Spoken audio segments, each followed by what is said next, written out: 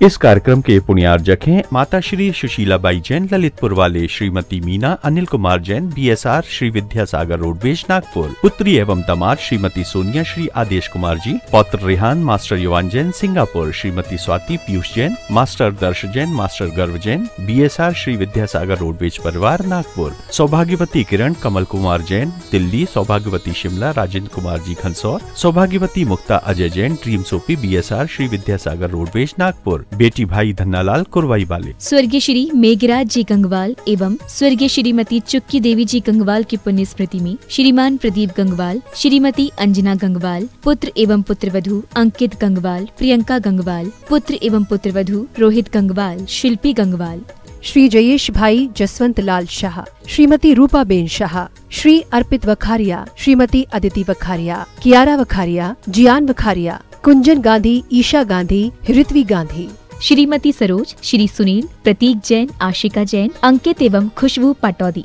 Firm Saroj roofing private limited, Cochin. Rajguru ज्योतिष चमत्कारी विश्वविख्यात पवन जी शास्त्री। समस्या कैसी भी हो, समस्याओं का समाधान एक ही बार में, 100% गारंटी से निवारण। फैमिली प्रॉब्लम, व्यापार बिजनेस में नुकसान, सगाई शादी में रुकावट, फंसे हुए पैसे, डिवोर्स समस्या एवं अन्य समस्याओं के समाधान के लिए एक बार कॉल अवश्य करें। Mobile number 8209931336 9737202129।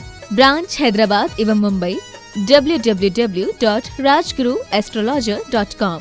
Doctor PN Jain Tata memorial hospital, Seema Jain, Pranjal एवं डॉक्टर तोशिता जैन मुंबई। श्रीमती ज्योति शाह, श्री इंद्रवर्धन शाह, निवासी 6315 Adirondack deck court, Gainesville, Virginia, USA। Shri Ramesh Sarawgi, Shrimati Kiran Sarawgi, Shrimati Jayashree Sarawgi, Shri Anil Sarawgi, Shri Rishabh Kumar Sarawgi, Shri Risha Sarawgi, Shri Umang Sarawgi, Kumari Pallavi Sarawgi एवं श्री शुभम सरावगी, शैली सरावगी, मयंक सरावगी, हर्षिता सरावगी। फर्म सरावगी उद्योग प्राइवेट लिमिटेड एवं Sarawgi global private limited. Shri Shanti Kumar Sogani, Shrimati Mamta Sogani, Priyatam Mayuri, Rishabh, Shri Siddhesh, Nitya, Jitasa, Preeti Aditya, Japan निवासी, जयपुर राजस्थान।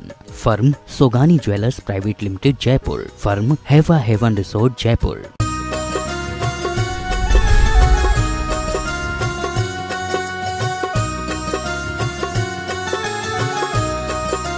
वादिदेव 1008 आदिम तीर्थंकर श्री आदिनाथ भगवान की। दोनों हाथों को आकाश की ऊंचाई में प्रदान करते हुए पूरी चेतना के साथ गुणायतन मूल नायक श्री चंद प्रभु भगवान की, परम शांति विधायक श्री शांतिनाथ भगवान की, चिंतामणि श्री पार्श्वनाथ भगवान की, वर्तमान शासन नायक श्री महावीर भगवान की, 24 तीर्थंकर भगवंतों की, संत श्रोमणी 108 आचार्य गुरुवर श्री विद्यासागर जी महामुनिराज की, गुणायतन प्रणेता शंका समाधान जनक भावना युग प्रवर्तक पूज्य मुनिवर श्री प्रमाण सागर जी महाराज की, पूज्य मुनिवर श्री शीतल सागर निर्वेक सागर जी महाराज की, समस्त मुनि संघ की। शंका समाधान के इस लोकप्रिय कार्यक्रम को यहाँ पर सम्मुख बैठे हुए सभी श्रावकगण और देश और दुनिया में अपने घरों के सामने टीवी सेट के सामने पारस चैनल, जनवाणी चैनल और प्रामाणिक ऐप के माध्यम से लाइव देख रहे उन सभी दर्शकों का गुणायतन परिवार एवं श्री सेवायतन परिवार हार्दिक हार्दिक स्वागत एवं अभिनंदन करता है। बंधुओं, हम इस कार्यक्रम को प्रारंभ कर उसके पूर्व महाराज श्री का मंगल आशीष ग्रहण करते हैं। दोनों हाथों को जोड़िएगा, आपको भी मंगल आशीष मिले और आपके माध्यम से जो इस कार्यक्रम को देख रहे हैं उन सभी तक भी महाराज श्री के मंगल आशीष की छांव पहुंचे। हे महाराज श्री, नमोस्तु नमोस्तु नमोस्तु। हे महाराज श्री, इच्छामी इच्छामी इच्छामी। और आज के इस कार्यक्रम को हम प्रारंभ करें उसके पूर्व हम महाराज श्री के पावन चरणों में निवेदन करते हैं, छोलक श्री स्वरूप सागर जी महाराज जी के पावन चरणों में, कि वे इस सत्र को प्रारंभ करें। इच्छामी महाराज जी। मुनित्रय के चरणों में बारंबार नमोस्तु। प्रश्नों के लिए सीधे चलते हैं मंचासीन मुनि संघ के चरणों में। और सर्वप्रथम निवेदन है पूज्य छोलक श्री समादर सागर जी महाराज से कि अपने प्रश्न के माध्यम से हमें लाभान्वित करें। मुनि से चरणों में नमोस्तु नमोस्तु नमोस्तु। महाराज जी, एक पूर्व में घटना घटी, एक इंद्रवस्ती की घटना है कि जब पांडवों ने अपने जो महल बनाया था उसका कार्यक्रम होता था तो वहाँ पर उन्होंने कौरवों को भी बुलाया था। लेकिन वहाँ पर टेक्नोलॉजी की जो व्यवस्था की गई थी उसमें दुर्योधन समझ नहीं पाया, उसका अज्ञान कहो या अहंकार कहो, टेक्नोलॉजी के उस बनाई वस्तु में नहीं समझने के कारण वो पानी को समझता है कि कोई रास्ता है, तो उस पर वो चल पड़ता है, वो पानी में गिर जाता है। पीछे से आवाज आती है कि अंधों के अंधे होते हैं। तो इस वर्तमान में भी यहाँ इस प्रकार की जो टेक्नोलॉजी का उपयोग किया जा रहा है, जिसके परिणाम जिस प्रकार से पूर्व में देखे गए हैं, क्या वर्तमान में इसे हमको समाधान करें? देखो, समझदारों के लिए टेक्नोलॉजी वरदान है और मूर्खों के लिए अभिशाप। दरअसल ये घटना इसलिए नहीं घटी कि वहाँ का फर्श इतना अच्छा था। घटना केवल इसलिए घटी कि दुर्योधन की समझ शक्ति कमजोर थी। उसे समझना चाहिए कि मैं इंद्रप्रस्थ में जा रहा हूँ, तो इंद्रप्रस्थ को ऐसा वैसा महल नहीं है, तो वहाँ मुझे हर बात को समझ करके चलना चाहिए। ऐसे भी राजनीति कहती है, राजा को हर कदम संभल करके चलना चाहिए, कहीं किसी धोखे में उसका विनाश न हो जाए। तो काश दुर्योधन ने सही समझ का प्रयोग किया होता तो ऐसी घटना नहीं होती, पर उस दुर्बुद्धि के अंदर समझ होती तो उसका नाम दुर्योधन क्यों होता, फिर महाभारत क्यों मचता। इसलिए हम सबका उपयोग करें समझ के साथ। निवेदन है पूज्य 105 ज्ञान सागर जी महाराज से कि अपने प्रश्न के माध्यम से हमें भी बोधि की प्राप्ति कराएं। नमोस्तु महाराज जी, आत्मानुशासन गणित में ब्रह्मचार्य ने मनुष्य पर्याय की कहानी गंदे की उपमा दी है। तो कहानी गंदे की उपमा क्यों दी है? और 12 में आता है कि काना बोरा पूरा हाथे दूसरे तो लोगे फले ध्यान की भूमि जिसे हो गए। तो मनुष्य पर्याय में गैस अवस्था में लोग धर्म ध्यान कहने की किन बातों का ध्यान में हो, किन बातों से बचे? सबसे पहले तो अच्छा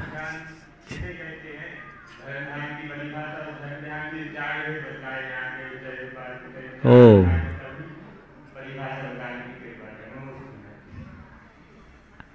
काना गन्ना क्या होता है? गन्ने के विषय में ऐसा कहा जाता है, गन्ना पोर जन्म वाला होता है, पर्व योनि होता है। गन्ने के पोर लगाए जाते हैं, उससे गन्ना फूटता है। हर गन्ने में एक एक गांठ होती, उस गांठ से नया गन्ना फूटता है। पर गन्ना जो होता है, कुछ गन्ने में रस होता है और कुछ कुछ गन्ना ऐसा होता है जो बड़ा छूछा होता है, उसमें रस नहीं होता। अब उस गन्ने को आप चूसोगे तो मसूड़ा छिल जाएगा, देखने में अच्छा लग रहा है पर उसमें रस नहीं है। लेकिन उस गन्ने को भी अगर बोओगे तो उससे उत्तम किस्म का गन्ना प्रकट हो सकता है। इसलिए कवियों ने इसे ध्यान में रखकर हम सबको प्रेरणा दी कि काना पौड़ा पड़ा हाथ यह चूसे तो रोए। ये जो शरीर तुम्हें मिला काना पौड़ा की तरह है। पौड़ा गन्ने को भी बोलते हैं बुंदेलखंड में। इसको चूसोगे तो रोओगे, मसूड़ा छिल जाएगा। लेकिन यदि इसी को धरती में बो दो, फले अनंत जो धर्म ध्यान की भूमि विषय मोवे। तो इस शरीर का उपयोग करो, उपभोग नहीं। इसे धर्म ध्यान में लगाओ जिससे हमारा कल्याण हो। महाराज जी ने आप सबके कल्याण को ध्यान में रखते हुए मुझसे निवेदन किया है, धर्म ध्यान क्या है और धर्म ध्यान के भेदों को भी बताएं। देखो, धर्म ध्यान क्या है? तुम्हारे द्वारा जितनी भी धार्मिक क्रियाएं हैं वह सब धर्म ध्यान है। मन को शुभ में रमाना धर्म ध्यान है। अपने मन को पलट कर देखो, 24 घंटे में कितनी देर शुभ में टिकता है? टिकता है? ज़्यादा देर तक कहाँ रहता है? अशुभ में। अरे महाराज पूछो मत, शुभ करते करते भी मन अशुभ में भाग जाता है, होता है ना। तो अशुभ में भागने वाले उस मन को मोड़कर शुभ में रमाओ, वो धर्म ध्यान है। जितना बन सके अपने आप को अशुभ से बचाने का प्रयास करो। अब इसकी आज्ञा विचय, अपाय विचय, विपाक विचय, संस्थान विचय नाम के 4 भेद बताए। मैं तंत्र संक्षिप्त में कहता हूँ। भगवान के द्वारा प्रतिपादित मोक्ष मार्ग के अनुकूल क्रियाओं को श्रद्धा सहित स्वीकार करना और तत्परता से करना आज्ञा विचय धर्म ध्यान। दीन दुखी जीवों का कष्ट कैसे मिटे, उनके कष्टों का निवारण कैसे हो, इस प्रकार के करुणापूर्ण चिंतन का नाम अपाय विचय। कर्म के फल का विचार करना और जीवन में आगत कष्टों को कर्मोदय मानकर स्वीकार कर लेना विपाक विचय है। और लोक के आकार के विषय में चिंतन करना संस्थान विचय धर्म ध्यान। विश्व का पहला पंचायतन शैली के जिनालय का निर्माण किया जा रहा है और अनुभव केंद्र का निर्माण भी किया जा रहा है, जिसके माध्यम से आप जनागम को संक्षेप, सरल और सुबोध भाषा में समझ सकेंगे। गुणायतन में लगातार कार्य प्रगति पर हैं और देश और दुनिया के लोग प्रतिदिन गुणायतन परिवार में सम्मिलित होते हैं, गुणायतन से जुड़ते हैं। आज जो लोग गुणायतन परिवार से जुड़े हुए हैं, अपनी चंचला लक्ष्मी का सदुपयोग करते हुए हम उनके नामों की घोषणा यहाँ पर करने के लिए जा रहे हैं। अपेक्षा होगी जोरदार करतल ध्वनि से आप उनका सम्मान करेंगे।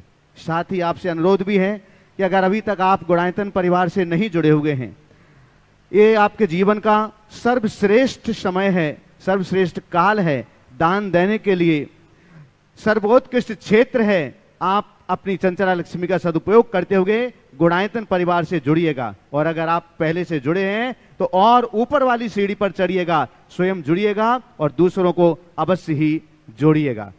आज जिन्होंने स्वर्ण दान दिया हुआ है, उनके नामों की घोषणा मैं यहां पर करने के लिए जा रहा हूं। श्रीमती चंद्रप्रभा मणिप्रभा जैन, महाराजपुर सागर से, जोरदार करतल ध्वनि सम्मान करते हैं सभी का। श्रीमती बिमला देवेंद्र कुमार जैन, लागोन वाले ललितपुर से, और श्रीमती बिमला बाई जैन, सागर से। एक बार करतल ध्वनि से सामूहिक सत्कार करते हैं सभी का। आज जिन्होंने सेवायतन के लिए औषधि दान दिया हुआ है, सागर से श्रीमती क्रांति सिंघई मातेश्वरी, श्री प्रवीण शरद सिंघई, इन्होंने औषधि दान दिया हुआ है और इनकी भावना है, इन्होंने लिखा है कि मेरी भावना है कि जब तक मैं जीवित रहूंगी तब तक प्रति वर्ष 31,000 रुपये सेवायतन में औषधि दान में देती रहूंगी। मैं उन्हें बहुत सम्मान के साथ इस मंच पर आमंत्रित करता हूं, कृपया पधारें। श्रीमती क्रांतिबाई सिंघई मातेश्वरी, श्री प्रवीण शरद सिंघई अगर यहाँ पर उपस्थित हैं आ जाइए, बहुत सुंदर, पधारें। और आपका सम्मान करने के लिए मैं आमंत्रित कर रहा हूं अच्छा, श्रीमती कमलेश जी जैन, सागर से हमारे बीच हैं, पधारें, आइएगा। और साथ में औषधि दान जैसा बड़ा कार्य कर रहे हैं, मैं चंद्रकला जी पाटनी जी को भी आमंत्रित करता हूं कि वे भी पधारें और इन मां का सम्मान करें, जिनकी भावना है कि मैं अपने पूरे जीवन काल में लगातार सेवायतन के लिए दान देते रहूं। आप करतल ध्वनि से उनका सम्मान कीजिएगा। हम आज जो निर्माण निधि से जुड़ रहे हैं उनके नामों की घोषणा कर रहे हैं और अगर आप यहां उपस्थित हैं तो अपने स्थान पर खड़े होकर के महाराज श्री का मंगल आशीष ग्रहण करेंगे। श्री ऋषभ कुमार सतवैया, श्री सुनील कुमार सतवैया, ललितपुर उत्तर प्रदेश से, श्रीपाल जैन, श्रीमती लक्ष्मी जैन, पन्ना मध्य प्रदेश से, श्री आनंद जैन, श्रीमती मंजू जैन, निशाना शाजापुर से, श्री नितेश जैन, श्रीमती वावी जैन, धर्मपत्नी स्वर्गीय राजकुमार जैन, अजमेर राजस्थान से अपने स्थान पर खड़े हैं। और आप करतल ध्वनि से इन सभी की अनुमोदन कीजिएगा पुण्य की, जो गुणायतन के सदस्य निर्माण निधि के रूप में बने हुए हैं। गुणायतन से आज सभी एक साथ ही खड़े हैं, सब एक साथ खड़े, चारों निर्माण निधि, एक बार कवर कर ले उनको कैमरामैन। आज जो गुणायतन से निर्माण मित्र के रूप में जुड़ रहे हैं, सागर मध्य प्रदेश से श्रीमती चंद्रप्रभा जैन, सागर मध्य प्रदेश से अगर यहां पर उपस्थित हैं तो कृपया मंच पर पधारें। श्रीमती चंद्रप्रभा जैन, सागर, आइएगा शीघ्रता के साथ में। जोरदार करतल ध्वनि से उनका सम्मान कर दीजिएगा। उपस्थित हैं क्या? हाँ, आ जाएं, जल्दी से मंच पर आइएगा। और आपके सम्मान के लिए मैं आमंत्रित कर रहा हूं हमारे बीच श्री प्रेमचंद जी उपकार सागर से हमारे बीच हैं, और शैलेंद्र जैन हिरनई विदिशा से हमारे बीच हैं। कृपया पधारें और आज जो गुणायतन से निर्माण मित्र के रूप में जुड़ रहे हैं उनका सम्मान करेंगे। आप लगातार बंदूक करतल ध्वनि से उनका सम्मान करते जाइएगा। आज गुणायतन से निर्माण सारथी के रूप में जुड़ रहे हैं, तैयार रहेंगे श्री कैलाश चंद जी, उर्मिला देवी जैन, विनोद ईशिता जी, प्रांजल आर्यन जैन, जयपुर राजस्थान से पधारिएगा। जो निर्माण सारथी के रूप में जुड़ रहे हैं श्री कैलाश चंद, उर्मिला देवी जैन, विनोद ईशिता जी, प्रांजल आर्यन जैन, जयपुर राजस्थान से। तब तक आ जाएं मंच के निकट। और आपके सम्मान करने के लिए हम यहां पर आमंत्रित कर रहे हैं श्री NL जैन साहब, जयपुर से, जयपुर राजस्थान से गुणायतन के कोषाध्यक्ष, कृपया पधारें। और साथ में मैं आमंत्रित कर रहा हूं चक्रेश सिंघई सागर से हमारे बीच हैं, पधारेंगे। आज जो गुणायतन से निर्माण सारथी के रूप में जुड़ रहे हैं उनका सम्मान करेंगे। तालियों का अवदान देते रहिएगा। यह उस पुण्य की अनुमोदना है जो उन्होंने अपनी चंचला लक्ष्मी के सदुपयोग करके यहां पर पाया हुआ है, इसलिए लगातार तालियों का अनुदान देते रहें।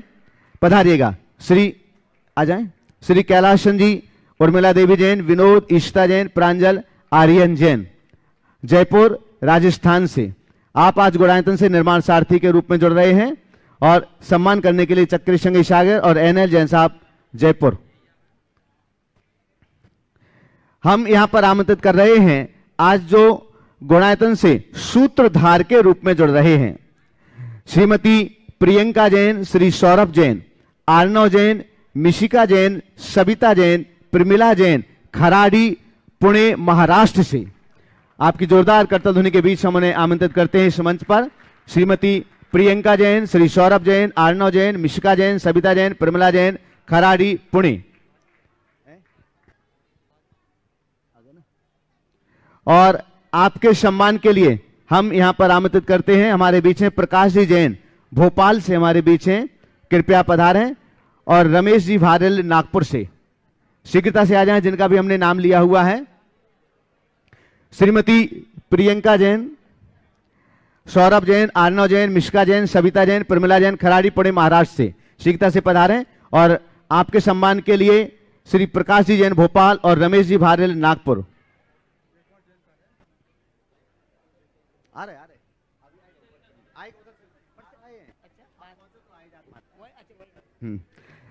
शीघ्रता के साथ में आप तालियों का अनुदान देते जाइएगा लगातार। आज गुणायतन से सूत्रधार के ही रूप में जुड़ रहे हैं श्री अशोक कुमार जैन, श्री राहुल जैन, श्रीमती नीतू जैन, अद्विक जैन, अजमेर राजस्थान से। पधारें श्री अशोक कुमार जैन, श्री राहुल जैन, श्रीमती नीतू जैन, अद्विक जैन, अजमेर राजस्थान से। कृपया पधारिएगा शीघ्रता से मंच पर।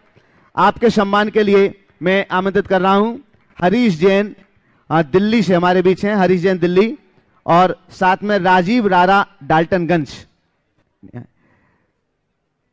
चलिए, हरीश जैन दिल्ली, शीघ्रता से आ जाएं आपका सम्मान करने के लिए। और सतीश अपर्णा गुड़गांव, सतीश अपर्णा गुड़गांव, श्री अशोक कुमार जी, श्री राहुल जी जैन, थोड़ा शीघ्रता करें, आइएगा। श्री अशोक कुमार जैन, श्री राहुल जैन, श्रीमती नीतू जैन, अद्विक जैन, अजमेर राजस्थान से, जो आज गुणायतन से सूत्रधार के रूप में जुड़ रहे हैं और सम्मान करने के लिए यहां पर आ रहे हैं। हरीश जैन दिल्ली और सतीश अपर्णा जैन गुड़गांव। रहने दो कोई, चलेगा। गुणायतन से आज निर्माण सारथी थे पहले, लेकिन आज सूत्रधार के रूप में जुड़ रहे हैं। निर्माण सारथी से सूत्रधार के रूप में जुड़ रहे हैं श्री जय कुमार जैन, श्रीमती राजेश जैन, शाश्वत समर्थ ऋषि अंतिमा जैन, जयपुर राजस्थान से। शीघ्रता से पधारें।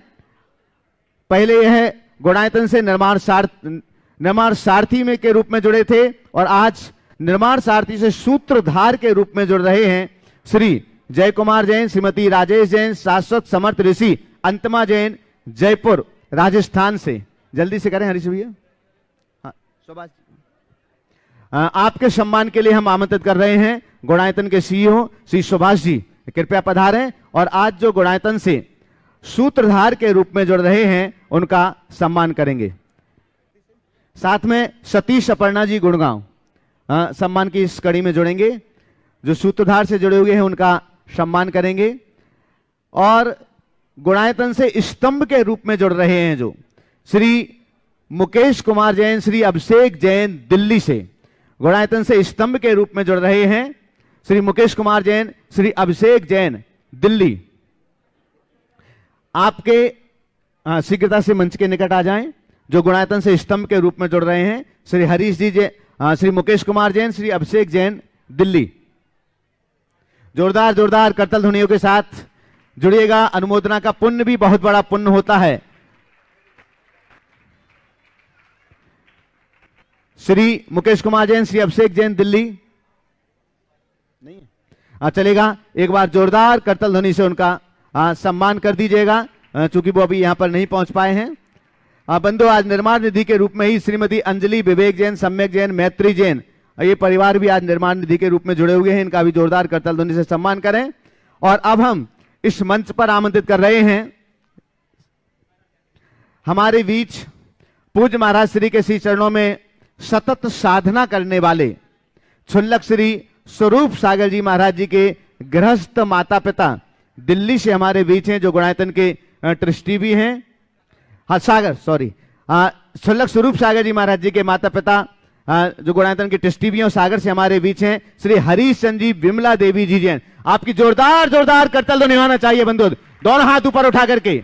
और आपके सम्मान करने के लिए हम आमंत्रित कर रहे हैं गुणायतन के सीओ श्री सुभाष जी और एनएल जैन साहब, कोषाध्यक्ष जयपुर, कृपया पधारें। और श्री हरीश चंद जी और श्री विमला देवी जी, माता कहाँ है, आ जाएं, ऊपर आ जाएं। शीघ्रता से आपकी करतल ध्वनि लगातार बजते रहना चाहिए। हाँ, आ गई आ गई। जब तक सम्मान की कड़ी चल रही है तब तक लगातार ये आवाज आना चाहिए। और यह सौभाग्य है कि उन्होंने अपने बेटे को तो गुरु चरणों में समर्पित किया ही है, वे क्षुल्लक स्वरूप सागर जी के रूप में हैं, लेकिन मां भी घर में रहते हुए भी 3 प्रतिमा के व्रतों का परिपालन कर रही हैं। बहुत बहुत बड़ा यह सौभाग्य है।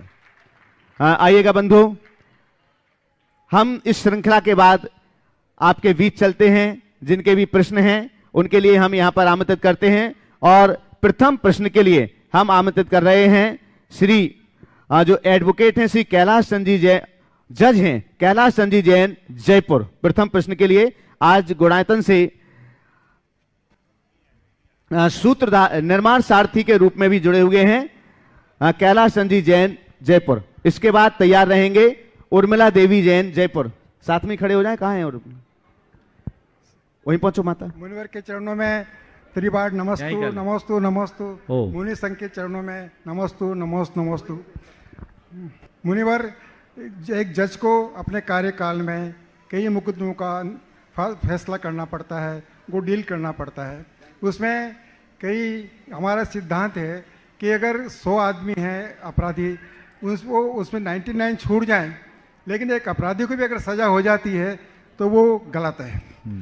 ऐसा होने पर भी लेकिन आज के ज़माने में इस तरह की फोर्जरी होने लग गई है, इस तरह की धोखाधड़ी होने लग गई है और लोगों को फंसाया जाता है जानबूझ करके, और उसमें जो निरपराध होते हैं उनको भी सज़ा हो जाती है और फिर वो जेल में रहते हैं और कई सालों के बाद में जो अपील होती है तो वो जेल से छूट जाते हैं। उस बीच में उनका जीवन जेल में खप जाता है और उनको बहुत यातना सहन करनी पड़ती है, मानसिक, शारीरिक और पारिवारिक। तो ऐसा कोई जज क्या करे कि वो उस ऐसे काम में ऐसे आदमी को जो निरपराध हो उसको सजा न हो और उसको कोई किस तरह की प्रताड़ना न या आचरण उसको। आपका सवाल बड़ा गंभीर और संवेदनशील है। मैं समझता हूँ आपने अपने कार्यकाल में इस प्रकार की समस्याओं से, इस प्रकार की समस्याओं का सामना किया होगा। ऐसी समस्याओं से आप भी गुजरे हो और शायद इसीलिए आप सवाल कर रहे हैं। इस संदर्भ में मेरा बिल्कुल कहना है कि ये बात बिल्कुल सही है कि अपराधी भले छूट जाए, निरपराधी को सजा नहीं होनी चाहिए। आपने जो सवाल किया है, इस संदर्भ में मैं आपसे ही कहूँगा, संभवतः आपने ऐसा किया भी होगा, क्योंकि मेरी कई जजों से इस संदर्भ में चर्चा हुई। तथ्य कुछ कह रहे हैं, एविडेंस कुछ कह रहे हैं, परिस्थितियां कुछ कह रही है, अब निर्णय लेना है। सबूतों के आधार पर निर्णय लेते हैं तो निरपराधी को सजा मिलती है, अपराधी छूट जाता है। पर एक आप लोगों को सुविधा रहती है, वह अंतरात्मा की आवाज़ या स्वयं विवेक, स्व विवेक का कार्य। महाराज वो नहीं हो सकता। हाँ, आज के ज़माने में जहाँ अपील का प्रावधान होता है। सुनिए तो मेरी बात, बहुत सारे जजों से मेरी चर्चा हुई। अगर आप उस समय अपने विवेक का प्रयोग करके कोई निर्णय ले लेते हैं, अगला अपील करेगा, आपके ऊपर तो कोई इल्जाम नहीं आएगा। वो सही। तो अगर आपके मन में ऐसी दुविधा दिख रही है तो आप अपना फैसला लिखें और इतना विवेकपूर्ण तरीके से उसकी विवेचना कर दें कि ऊपर अपील करने के बाद भी उसको कोई गुंजाइश न मिले। कदाचित आपके किसी फैसले पर कोई अपील करे भी तो कम से कम आपको इतना संतोष तो होगा कि मेरे यहां तो कोई गलत फैसला नहीं हुआ। सही बात। मेरी कई जजों से चर्चा हुई, जो आपने व्यक्त कर ही दी। आजकल जजेज बहुत डरते हैं। सही बात है, सही। और वो कहते हैं, मुझसे कहे कि महाराज जी, इस झमेले से बचने के चक्कर में हम लोगों को लगता है कि हम गलत फैसला दे रहे हैं, और उसमें एक सबसे बड़ा कारण है मीडिया ट्रायल। ये सही है सर, है ना? सही है महाराज, सही महाराज। और मीडिया में एकदम हल्ला मच जाता है, केस हाई प्रोफाइल हो जाता है। मीडिया तो पहले ट्रायल कर देता है। हाँ, और केस इतना ज्यादा हाईलाइट हो जाता है कि उस समय जज भी सोचता है जान छुड़ाओ तो ये अच्छा है। सही बात है महाराज। उसकी शिकायत हो जाए ऊपर, तो ये बड़ी अव्यवस्था है। एक न्यायाधीश न्याय के आसन पर बैठा है तो कायदे से उसके हाथों तो न्याय ही निकलना चाहिए। लेकिन कदाचित ऐसा होता है, तो मैं कहूंगा अपने विवेक का प्रयोग कर वीरोचित कार्य करना चाहिए और वैसा ही निर्णय लेना चाहिए। ठीक है महाराज, बिल्कुल सही है। अब आपका सवाल है कि मैंने किसी को सजा दी, वो सजा सही थी, ऐसा भी हुआ होगा, हो सकता है, होता है सर। पर आपकी सही सजा के बाद भी सामने वाले ने कोई ऐसी कमी निकाली और ऊपरी अदालत ने उसे खारिज कर दी, होता है। तो आपका जो पूछना है, क्या मेरे द्वारा दिए गए निर्णय को ऊपरी अदालत ने खारिज किया, यानी मेरा फैसला गलत था, तो मेरे उस गलत फैसले का जो शिकार हुआ उसका पाप मुझे लगेगा क्या? आपका जो पूछना है, ये हमारा, मैं कहूंगा किंचित भी नहीं लगेगा। क्यों नहीं लगेगा? आपने सब तथ्यों को अच्छे तरीके से सोचकर, समझकर, चिंतन, मंथन, मनन करके फैसला दिया है। जी महाराज। अगर किसी द्वेष भाव से, पूर्वाग्रह से ग्रसित होकर के कोई फैसला लिखे तो वो पाप का भागी हो सकता है, चाहे वो कोई हो। लेकिन एक कर्तव्य निष्ठा के साथ कानून का उपयोग करते हुए, कानून के दायरे में रहते हुए सत्यता के साथ कोई काम करता है तो उसका कोई दोष नहीं है। हमने जो फैसला दिया वो हमारी जगह सही है, ऊपर वो छूट गया वो उसका भाग्य, ऐसा सोचना। नमस्ते नमस्ते। हाँ, उर्मिला देवी जैन जयपुर, और इसके बाद में तैयार रहेंगे शैलेंद्र नेहा वासल विदिशा दृष्टि गुणायतन। मेरे गुरुदेव के 3 बार नमोस्तु नमोस्तु नमोस्तु। हे गुरुदेव, मेरा प्रश्न है, मेरे मन में ध्यान, रौद्र ध्यान दिन भर चलता ही रहता है, इससे कैसे बचें? धर्म ध्यान बढ़ा दो, बच जाओगे। चलो, आगे शैलेंद्र नेहा वासल विदिशा ट्रस्टी गुणायतन। आगे तैयार रहेंगे सुनील जैन टीकमगढ़। नमोस्तु महाराज श्री इक्षामी उछुल्लक जी। महाराज जी मेरा ये प्रश्न है कि गलत और गलती में क्या फर्क है, कृपया इसकी व्याख्या कीजिए। गलत और गलती में क्या फर्क है? देखिए, गलत एक व्यक्ति भी हो सकता है, गलत एक व्यवस्था भी हो सकती है। अगर आप गलत और गलती में अंतर पूछो तो मैं बड़े सामान्य शब्दों में कह सकता हूँ, गलत और गलती में उतना ही अंतर है जितना पापी और पाप में। क्या बोल रहा हूँ? बहुत बढ़िया। पापी और पाप में, पापी गलत हो सकता है, पाप गलती है। पाप का सुधार होगा, पापी का नहीं। पापी का सुधार कब होगा? जब वो अपने पाप को धोएगा।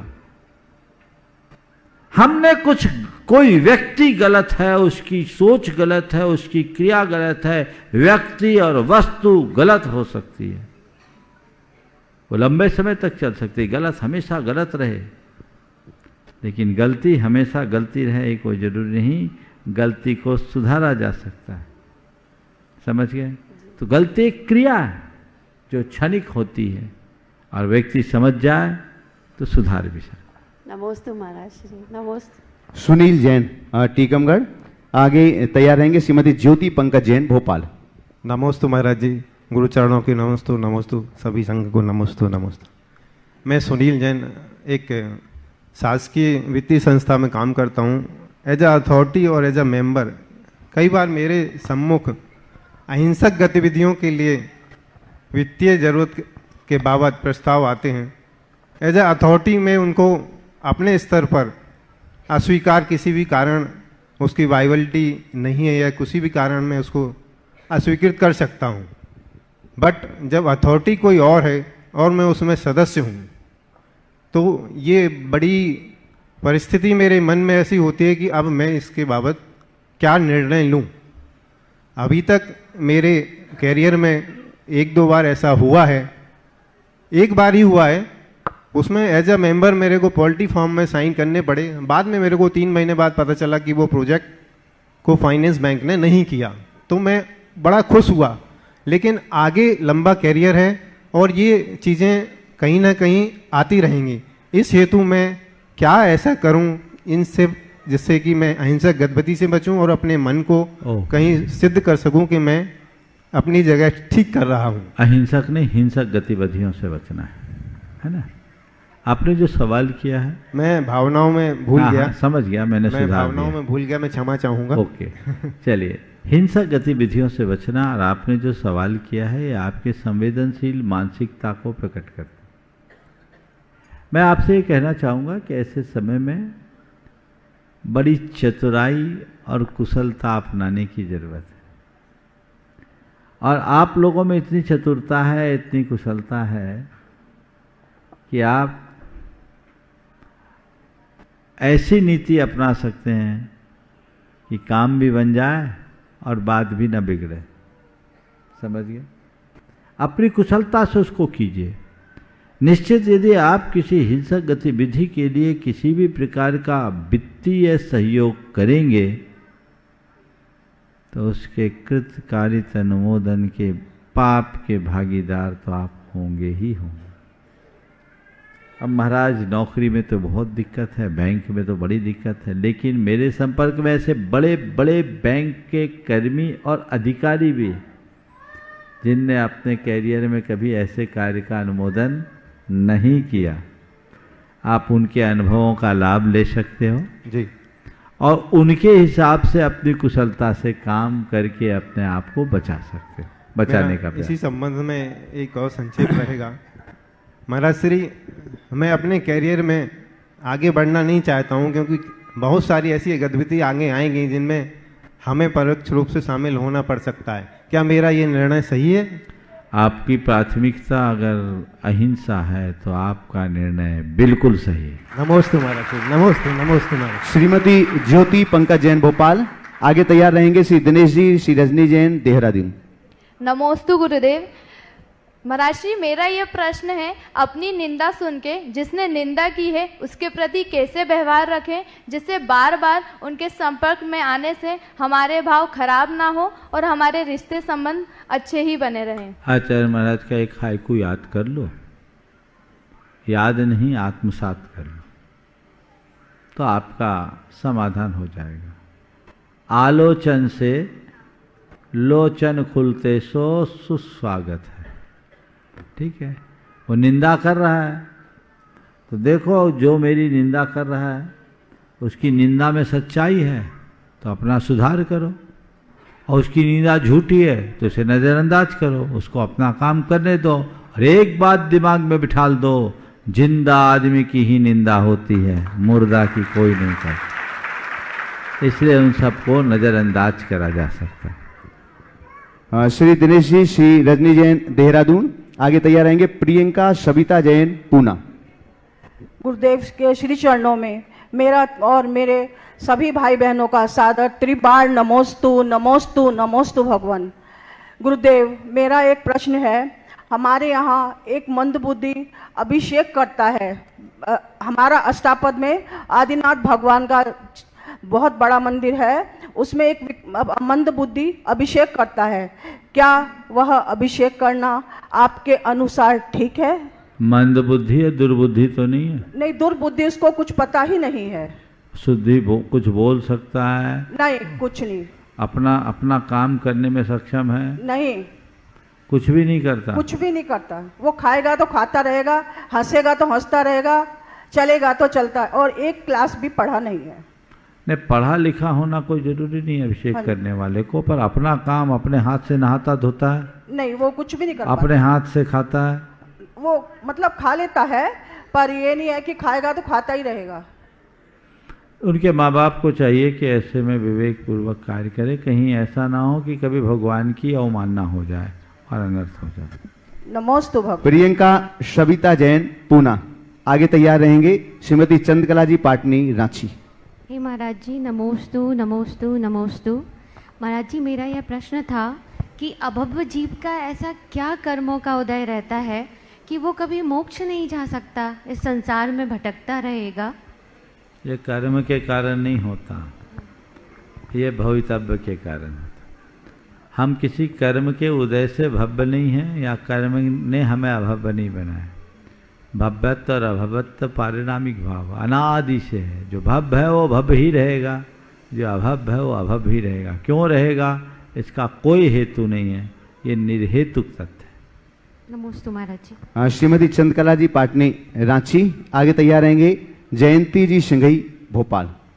मेरी तरफ से जगत के सब जीवों की तरफ से दोनों मुनिराजों के चरणों में नमोस्तु।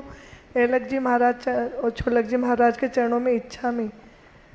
महाराज श्री, अपने विचारों पर इंसान काबू रख पाता है कि नहीं रख पाता है, ये किसी को पता नहीं चलता। लेकिन जुबान पर जब काबू नहीं रहता तो उसको सारी दुनिया देखती है। तो इंसान अपने जुबान पर काबू किस प्रकार से रख पाए? ठीक बात आपने कही है। अपने विचारों में क्या चल रहा है किसी को पता नहीं, लेकिन जो जुबान में हो तो प्रकट हो ही जाता है। आपने पूछा है हम अपने जुबान पर नियंत्रण कैसे लाएं। मैं आपको थोड़ा पीछे ले जाना चाहूँगा और कहूँगा अपने विचारों पर नियंत्रण लाओ। और विचारों पर नियंत्रण लाने के लिए मैं और पीछे ले जाऊँगा, कहूँगा अपने भावों को निर्मल बनाओ। हमारे भाव से हमारे विचार बनते हैं और विचार से हमारी प्रवृत्ति होती है। कोई व्यक्ति यदि कुछ बोलता है तो बुरा बोलने वाला तभी बुरा बोलता है जब उसके विचार बुरे होते हैं। कुरल काव्य में बहुत अच्छी बात कही है।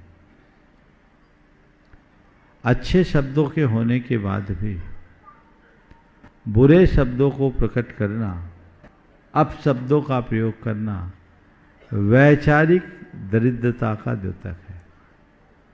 जो विचारों से दरिद्र होगा वो घटिया शब्दों का प्रयोग करेगा, और जो विचारों से समृद्ध होगा उसके एक एक शब्द में अमृत झरेंगे। अपने विचार को समृद्ध बनाए, सकारात्मक बनाए, और विचार अच्छे रखने के लिए अपने भावों को अच्छा रखें। तो उसके लिए भावना योग करें। मुझे सही बोलना है, सुंदर बोलना है, मुझे मीठा बोलना है, मुझे कम बोलना है, मुझे सही बोलना है, मुझे सुंदर बोलना है। ये आत्म सुझाव अपने मन को बार बार दीजिए, दोहराइए। कुछ दिन अभ्यास कीजिएगा तो आप अपने भावधारा में परिवर्तन करने में समर्थ होंगे। भावधारा से विचारधारा बदलेगी, विचारधारा से प्रवृत्ति बदलेगी, और प्रवृत्ति से पूरा जीवन व्यवहार बदलेगा, इसलिए जड़ में जाएगा। श्री जयंती सिंगई भोपाल से आगे तैयार रहेंगे राजुल जैन कोटा। नहीं। नमोस्तु महाराज श्री, मैं भोपाल से जयंती सिंगई। मेरे अभी अभिभाव बने, मैं प्रतिमा जी बढ़ाना चाहती हूँ। मेरी 3 प्रतिमा हैं, इसके अनुशासन में मैं क्या करूँ? बिल्कुल, प्रतिमा जी जो बढ़ाना चाहते हैं बाद में महाराज जी से चर्चा कर लेना, वो मार्गदर्शन देंगे, वैसा काम कर लेना। नमोस्तु महाराज। राजुल जी जैन कोटा शीघ्रता से जल्दी पहुंचाइए। आपके बाद में तैयार रहेंगे श्री सारिका नरेंद्र चौधरी खातेगांव। नमोस्तु महाराज जी, नमोस्तु महाराज जी, नमोस्तु महाराज जी।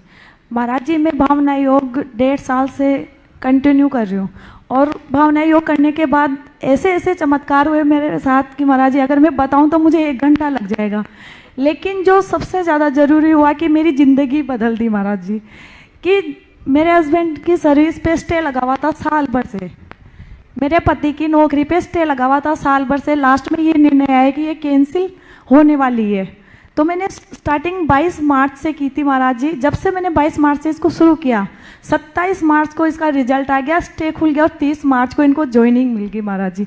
सबसे पहला चमत्कार यही हुआ। उसके बाद मैंने कभी भावना योग बंद नहीं किया, और जब भी मुझे कोई भी समस्या होती है महाराज जी, मैं इसको 1 बार नहीं 2 बार करती हूँ, वो दूसरे दिन मेरी वो समस्या खत्म हो जाती है महाराज जी। डेली रोज जाना करती हूँ, और मेरे से कोई कुछ भी पूछता तो मैं यही कहती हूँ आप भावना योग करो, सब ठीक होता है। बस महाराज ये है कि इसको अशुद्धि में करना चाहिए या नहीं करना चाहिए।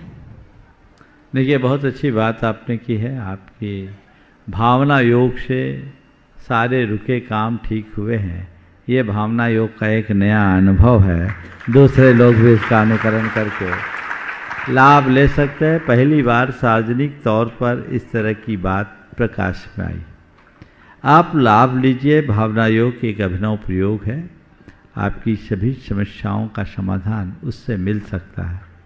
बाहर की समस्याओं का समाधान मिले या न मिले, पर भावना योग करने वाले को इतना लाभ जरूर मिलेगा कि बड़ी सी बड़ी समस्याओं का सामना कर सके, उसमें समर्थ हो सके। इसलिए भावना योग को हर व्यक्ति को करने का अभ्यास करना चाहिए, प्रयास करना चाहिए, उसे अपनी दिनचर्या का अंग बनाना चाहिए। अशुद्धि में भावना योग करने में कोई हानि नहीं, क्योंकि भावना योग में कोई मंत्र प्रयोग नहीं है, कोई बीजाक्षर नहीं है। इसलिए आप भावना योग कर सकते हैं, बस सावधानी की दृष्टि से ओंकार का उच्चारण जो प्रारंभ में होता है वो ना करें। नमस्ते महाराज जी। सुनीता जैन मुंबई। सारिका नरेंद्र जैन नहीं है ना, दीजिए सुनीता जैन मुंबई। और इसके बाद में तैयार रहेंगे सारिका नरेंद्र पीछे है क्या खातेगांव। हाँ, जब तक दे दो वहां, जब तक सुनीता जी अपना प्रश्न रखें, इसके बाद सारिका नरेंद्र चौधरी तैयार रहेंगे। मेरे और मेरे परिवार की ओर से गुरु चरणों में नमोस्तु नमोस्तु नमोस्तु। महाराज जी, स्वप्न क्या है और स्वप्न में यदि दोष लगता है तो उसका निवारण कैसे करें, और ऐसे मतलब बुरे स्वप्न ना आए तो उसके लिए क्या करें? स्वप्न क्या है? मेडिकल साइंस के अनुसार रात्रि में जब हम सोते हैं तो हमारे स्नायु तंत्र में आए हुए संकोच के कारण स्वप्न जगत की सृष्टि होती है, जिसमें अनेक प्रकार के काल्पनिक और वास्तविक तथ्य हमारे चित्त में उभरते हैं। मनोविज्ञान के अनुसार हमारी 3 प्रकार की इच्छाएं होती, रुद्ध इच्छा, व्यक्त इच्छा, अव्यक्त इच्छा और रुद्ध इच्छा। जिन इच्छाओं को हम प्रकट कर देते हैं वो व्यक्त इच्छा कहलाती है। जो अप्रकट रहती है वो अव्यक्त इच्छा होती है, और बहुत सारी हम इच्छाओं को रोक देते हैं। रात्रि में सोते समय हमारे रुद्ध और अव्यक्त इच्छाएं विभिन्न प्रतीकों का रूप धारण कर प्रकट हो जाती है। आयुर्वेद के अनुसार वात, पित्त और कफ की विषमता होने से स्वप्न जगत की सृष्टि होती है, और ज्योतिष शास्त्र के अनुसार स्वप्न हमें भावी घटनाओं की सूचना भी देते हैं। तो इस प्रकार ये स्वप्नों की कहानी है।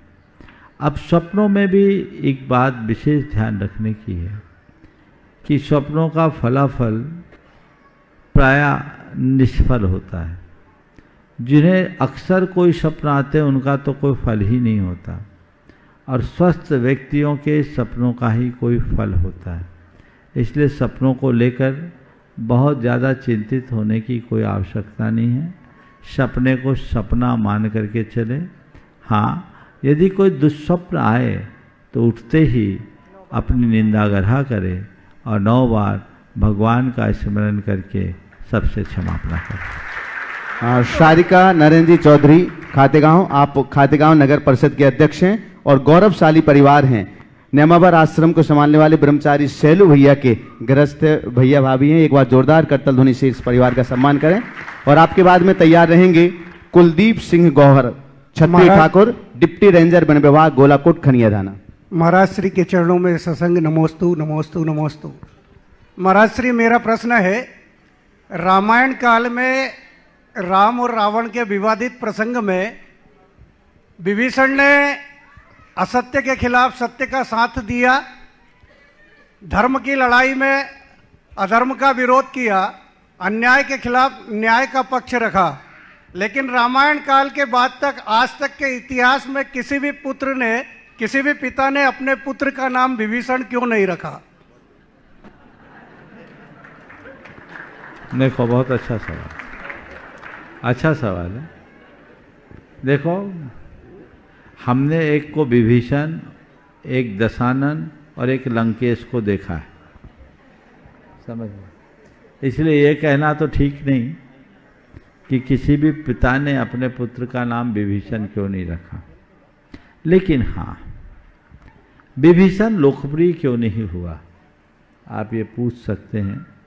या विभीषण को लोगों ने अपना आदर्श क्यों नहीं बनाया। मैं इसके संदर्भ में ये कहूँगा कि विभीषण था तो वो भी पापी की पनाह पाने वाला, पापी के साथ रहने वाला रावण का भाई था। उसके जन्मजात परिणति तो कुछ वैसी ही थी। ये संयोग से उसका उद्धार होना था, इसलिए राम जन की शरण में आ गया। पर वो एक अपवाद था, आदर्श नहीं बन सका। विभीषण तब आदर्श बनता जब रावण को सरेंडर कर देता। विभीषण को लंका छोड़ करके रामचंद्र जी की शरण में आना पड़ा। बहुत ऊंचा आदर्श उपस्थित होता जब रावण के सामने ही अपना अस्त्र उठाकर खड़ा हो जाता, तब विभीषण आज जगत पूज्य होता। उसे भागना पड़ा, तो रामचंद्र जी की कृपा है कि उनको शरण मिल गई, नहीं तो विभीषण न घर के होते न घाट के। ये भी एक दृष्टिकोण हो सकता है ना। तो मैं आप सबसे कहता हूं, अन्याय का समर्थन करना महापाप है। अन्याय का आगे मौन रहना भी बहुत बड़ी बात नहीं है। अन्याय को देखकर साथ छोड़ना भी बहुत ऊंचा आदर्श नहीं है। सबसे ऊंचा आदर्श अन्याय का प्रतिकार करना और सामने वाले को सबक सिखाना। कुलदीप सिंह गौर, छत्री ठाकुर, डिप्टी रेंजर वन विभाग, गोलाकोट, खनिया थाना, शिवपुरी से। और आगे तैयार रहेंगे मैत्री जैन, मुगावली, डोंगरगढ़ प्रथमा स्थली की छात्रा। नमोस्तु नमोस्तु नमोस्तु महाराज जी। इच्छामि इच्छामि इच्छामि। मेरी इच्छा है अब कि जैन धर्म के नियमों का पालन करते हुए सवर्ण अजैन क्या महाराज जी के चौका में आहार दान कर सकता है? देखिए, सब प्रकार की व्यवस्थाएं हैं। और इसके लिए आपको हमारे आचार्य महाराज से संपर्क करना होगा। उनके चरणों में जाकर के आप अपना ये प्रस्ताव रखिए। यदि जैन संहिता को पूरी तरह से आप आत्मसात करते हैं तो आपकी भी वो पात्रता प्रकट हो सकती है, इसमें कोई बड़ी बात नहीं। जैन धर्म में इतनी उदारता है, ऐसी व्यवस्था है, बशर्ते आप उतनी संहिता का अनुपालन कर सकें। बहुत बहुत मैत्री जैन मोगावली डोंगरगढ़ प्रतिभाश्री की छात्रा। और आगे संपूर्ण विनय भावों के साथ में निवेदन करूंगा पूज्यवर मुनि श्री निर्वेक सागर जी महाराज जी के पावन चरणारविंद में। नमोस्तु महाराज श्री। महाराज श्री, मैं प्रतिभाश्री डोंगरगढ़ की छात्रा हूँ और मेरा प्रश्न ये है कि अगर हमारे पेपर या फिर टेस्ट में कम अंक आते हैं तो हम टेंशन ले लेते हैं, उस समय पर हमें क्या करना चाहिए? कृपया मार्गदर्शन दीजिए। परसों ही मैंने इसका उत्तर दिया। मार्क्स पाने के लिए पढ़ाई मत करो, ज्ञान बढ़ाने के लिए पढ़ाई करो। समझ गए? कम मार्क्स आएंगे या ज़्यादा मार्क्स आएंगे, बात तो एक ही है। एक बच्चा रिजल्ट खुला, उसके 32% मार्क्स आए, बड़ा खुश था। 32% मार्क्स आए, बड़ा खुश था।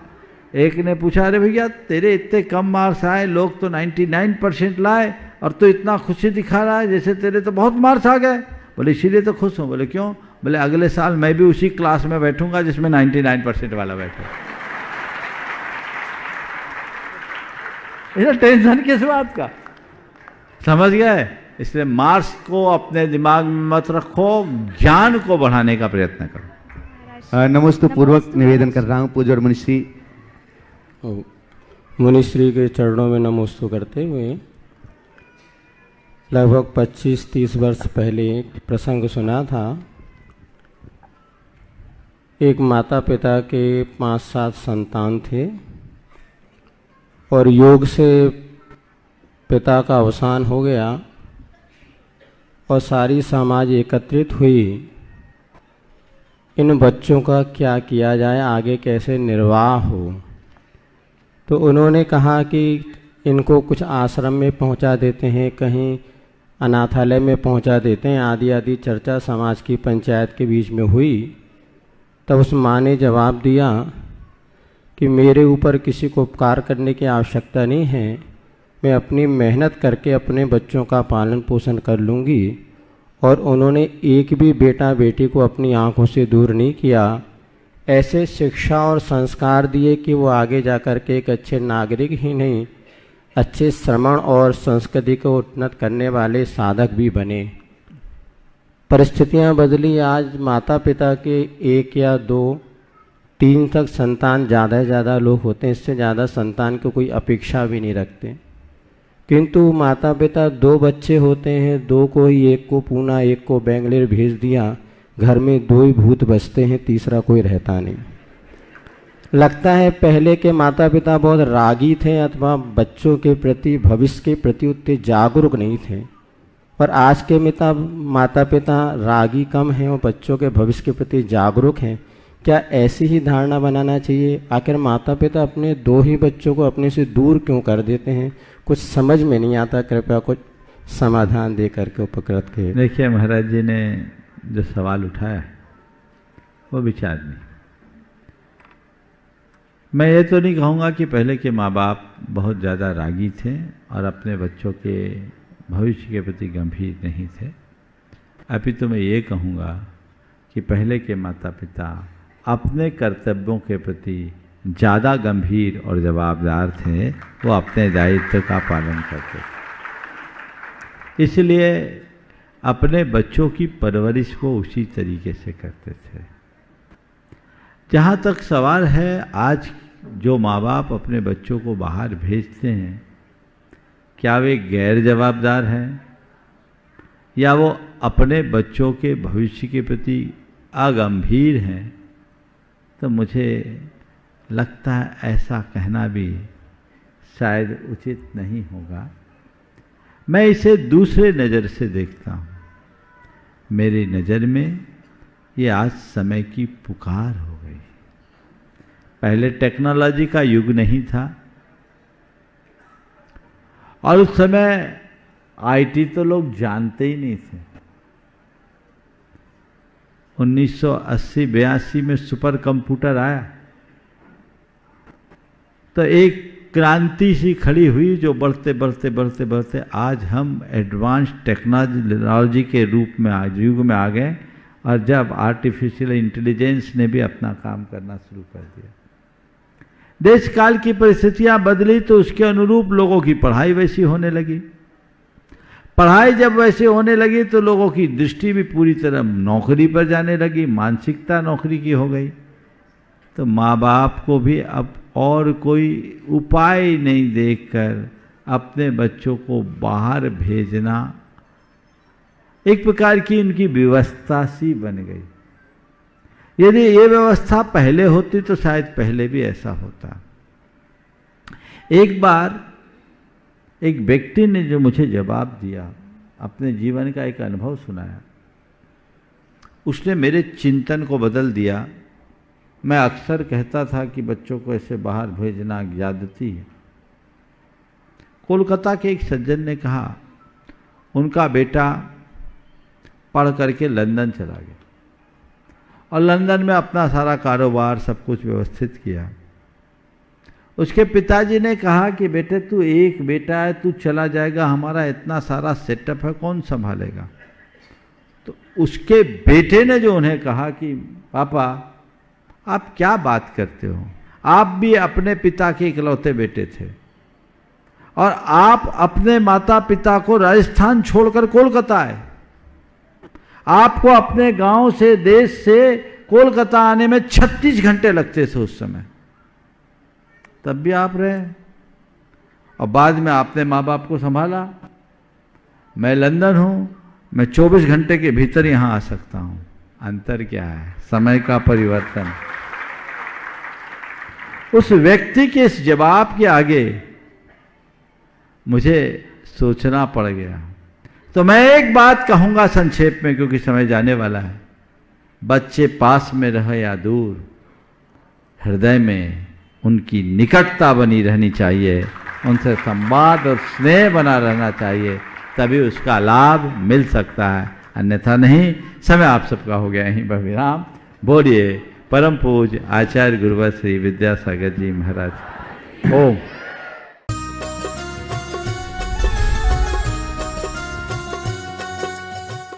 इस कार्यक्रम के पुण्यार्जक थे माता श्री सुशीलाबाई जैन ललितपुर वाले, श्रीमती मीना अनिल कुमार जैन BSR श्री विद्यासागर रोडवेज नागपुर, पुत्री एवं दामाद श्रीमती सोनिया श्री आदेश कुमार जी, पौत्र रेहान मास्टर युवान जैन सिंगापुर, श्रीमती स्वाति पीयूष जैन, मास्टर दर्श जैन, मास्टर गर्व जैन BSR श्री विद्यासागर रोडवेज परिवार नागपुर, सौभाग्यवती किरण कमल कुमार जैन दिल्ली, सौभाग्यवती शिमला राजेंद्र कुमार जी खनसौर, सौभाग्यवती Mukta Ajay Jain dream soapy BSR Shri Vidyasagar roadways Nagpur, बेटी भाई धन्नालाल कुरवाई वाले, स्वर्गीय श्री मेघराज जी गंगवाल एवं स्वर्गीय श्रीमती चुक्की देवी जी गंगवाल की पुण्य स्मृति में श्रीमान प्रदीप गंगवाल, श्रीमती अंजना गंगवाल, पुत्र एवं पुत्रवधू अंकित गंगवाल, प्रियंका गंगवाल, पुत्र एवं पुत्रवधू रोहित गंगवाल, शिल्पी गंगवाल, श्री जयेश भाई जसवंत लाल शाह, श्रीमती रूपा बेन शाह, श्री अर्पित वखारिया, श्रीमती अदिति वखारिया, कियारा वखारिया, जियान वखारिया, कुंजन गांधी, ईशा गांधी, ऋत्वी गांधी, श्रीमती सरोज, श्री सुनील, प्रतीक जैन, आशिका जैन, अंकित एवं Khushboo Pataudi, firm Saroj roofing private limited, Cochin. Rajguru ज्योतिष चमत्कारी विश्वविख्यात पवन जी शास्त्री। समस्या कैसी भी हो, समस्याओं का समाधान एक ही बार में, 100% गारंटी से निवारण। फैमिली प्रॉब्लम, व्यापार बिजनेस में नुकसान, सगाई शादी में रुकावट, फंसे हुए पैसे, डिवोर्स समस्या एवं अन्य समस्याओं के समाधान के लिए एक बार कॉल अवश्य करें। Mobile number 8209931336 9737202129। ब्रांच हैदराबाद एवं Mumbai www.rajguruastrologer.com। Doctor PN Jain Tata memorial hospital, Seema Jain, Pranjal एवं डॉक्टर तोषिता जैन मुंबई। श्रीमती ज्योति शाह, श्री इंद्रवर्धन शाह, निवासी 6315 Adirondack deck court, Gainesville, Virginia, USA। Shri Ramesh Sarawgi, Shrimati Kiran Sarawgi, Shrimati Jayashree Sarawgi, Shri Anil Sarawgi, Shri Rishabh Kumar Sarawgi, Shri Risha Sarawgi, Shri Umang Sarawgi, Kumari Pallavi Sarawgi एवं श्री शुभम सरावगी, शैली सरावगी, मयंक सरावगी, हर्षिता सरावगी, फर्म सरावगी उद्योग प्राइवेट लिमिटेड एवं Sarawgi global private limited. Shri Shanti Kumar Sogani, Shrimati Mamta Sogani, Priyatam Mayuri, Rishabh, Shri Siddhesh, Nitya, Jitasa, Preeti Aditya, Japan निवासी, Jaipur Rajasthan. Firm Sogani jewellers private limited Jaipur. Firm हेवा हेवन रिसोर्ट जयपुर।